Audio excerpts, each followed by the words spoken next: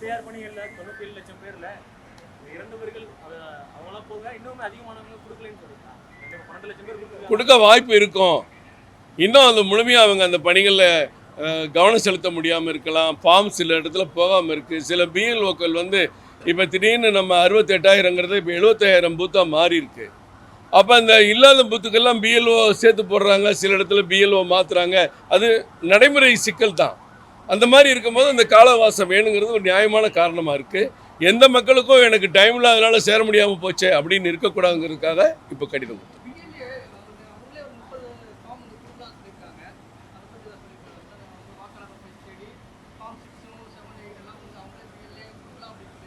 BLA 2 கொடுக்கலாம். BLA 2க்கும் அவங்க கொடுக்குற படிவத்தை வாங்கிட்டு போய் அந்த படிவத்தை பூர்த்தி பண்ணி அதைத்தான் திருப்பி கொடுக்கணும். அதுவும் ஒரு சாதாரணமான பணி இல்லை. அந்த BLO இஷ்டத்துக்கு ஜெராக்ஸ் எடுத்து கொடுக்க முடியாது. அதுவும் அதிகாரிகள்கிட்ட எந்தெந்த தொகுதிக்கு என்னென்ன நம்பர்ஸ் இருக்கோ அந்த படிவத்தை கொடுத்து தான் வாங்க வேண்டியது இருக்குது. அதுலேயும் நிறைய இடர்பாடுகள் இருக்குது. அதெல்லாம் செஞ்சுக்கிட்டு தான் இருக்காங்க. இருந்தாலும் தேர்தல் ஆணையத்தினுடைய BLOக்களே அதை முழுமையாக செய்ய முடியாமல் மற்றவங்களும் அதை கவனம் செலுத்துகிறாங்க. இருந்தாலும் காலவாசம் போதாதுங்கிறது எங்கள் தலைவருடைய கருத்து. 12 லட்சம் பேர் மட்டும்தான் படிவு மறுபடியும் கொடுத்துருக்காங்க அப்படின்னா மக்களிடையும் போதுமான விழிப்புணர்வு இல்லைன்னு நினைக்கிறீங்களா? இல்லை, அதுதான் அந்த இடத்துல தான் பாயிண்ட். 12 லட்சம் பேர் அவங்க கடைசியாக கொடுத்த அறிக்கை நீங்கள் தான் அந்த வெளியிட்டீங்க. அந்த அடிப்படையில் தான் நான் பேசுகிறேன். அதில் இன்னும் ஒரு லட்சம் 2 லட்சம் கூடியிருக்கலாம். இன்னும் போதுமான பிரச்சாரங்கள், போதுமான விழிப்புணர்வு பிரச்சாரங்கள்லாம் செஞ்சு அவங்களுக்கு எல்லாத்தையும் மக்களுக்கு இன்னும் கவனத்தை கொடுத்து இந்த 18ஆம் தேதிக்குள்ளே நீங்கள் வரலைன்னா வாக்காளர் பட்டியல் உங்கள் பேர் இருக்காது அப்படின்னு ஒரு அறிவிப்போட மட்டும் இல்லாமல் அவங்களுக்கு இன்னும் விழிப்புணர்ச்சி ஏற்படுத்தி ஒருவர் கூட விடாமல் வர வேண்டும் என்பதுதான் எங்கள் ஆசை.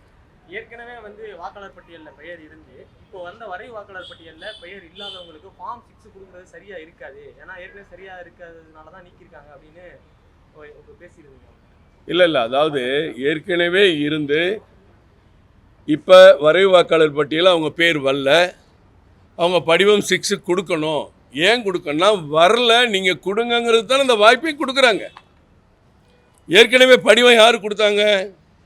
2025 ஜனவரியில் எந்த இறுதி வாக்காளர் பட்டியல் வந்துச்சோ அந்த வாக்காளர் பட்டியல் படி தான் கணக்கீட்டு படிவம் கொடுத்துருக்காங்க. அது ஏனோ எங்கேயோ இருந்து உத்தேசமாக கொடுக்கல, ஏற்கனவே இருந்த வாக்காளர் பட்டியல் அடிப்படையில் தான் எல்லா மக்களுக்கும் கொடுத்துருக்காங்க. அதை திரும்பி பூர்த்தி செய்து வருவது தாமதமாகிறது. அதில் விடுபட்டவங்க திருப்பி கொடுங்கன்னு தானே கேட்குறாங்க. அதில் விடுபட்டதான்னு சொல்லலையே. அதான் மக்களுக்கு அது இன்னும் கொஞ்சம் விரைவான ஒரு விழிப்புணர்வை நம்ம ஏற்படுத்தணுங்கிறது நோக்கம். அதுக்கு ஒரு காலக்கெடு வேணுங்கிறதுனால அந்த கடிதம் கொடுத்தோம்.